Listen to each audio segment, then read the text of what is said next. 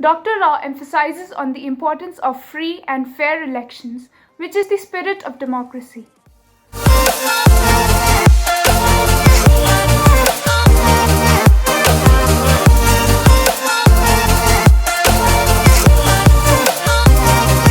Hi everyone, I'm Achal from the team Book Nerds, and today I'm going to do a book review on Next Big Game Changer in Elections in India by Dr. N. Bhaskara Rao. With the elections coming up, this book could be really helpful in brushing up your concepts about elections and democracy. The book contains a meticulously in-depth study of various aspects of elections, both from historical and the current scenarios. Dr. N. Bhaskara Rao is founder chairman of the Center for Media Studies. He is a pioneer in social research in India and an eminent mass communication expert. For over 60 years, he's been fascinated with every kind of elections in India, from the Gram Panchayat to general elections, and studying parliamentary democracy. His insight on poll campaigns come from his involvement in all 17 general elections in India in different capacities, mostly as a researcher.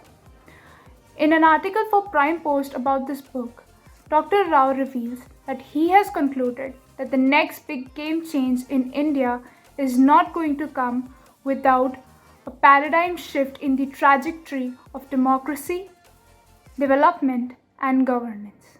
I would like to share a quote from the book that goes, "Elections are not for the sake of a campaign, but are held for choosing a representative of people for a government of we the people. That requires voters knowing who the candidates are, what their credentials are, and what their prepositions are." Dr. Rao emphasizes on the importance of free and fair elections, which is the spirit of democracy.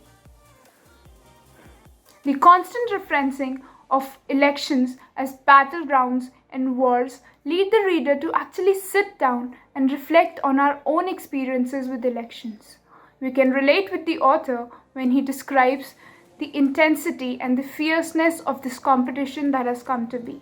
The extravagant nature of poll campaigns, especially in the recent years, has been deemed unnecessary by the author. He points out time and again that rather than being about a party or a political symbol, the elections need to be about the credentials of that particular candidate and his position in the entire region. Along the same lines, I would like to ask the readers to think about these questions. What do you think about elections being about political parties and symbols rather than being about democracy? And do you think that your own decisions get dictated by these political parties? Please let us know. The author addresses every relevant institution related to elections in India in dedicated chapters throughout the book. These include the Election Commission, the parties, the candidates, and even the news media. He details the functioning and the basic principles behind these institutions. He even tells the reader how these institutions are supposed to work and what the faults in their current functioning is. His extensive research enables him to suggest few pointers for the better functioning of all these institutes. For example, he tells the Election Commission to be proactive and to act like the regulatory body they were supposed to be.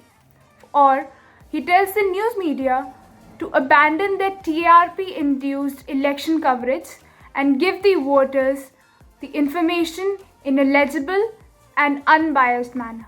The importance of research and the collaboration of media and research is also touched upon in the book when we realize that our country seriously lacks in sources with credible information for the voters to decide who their representatives are supposed to be.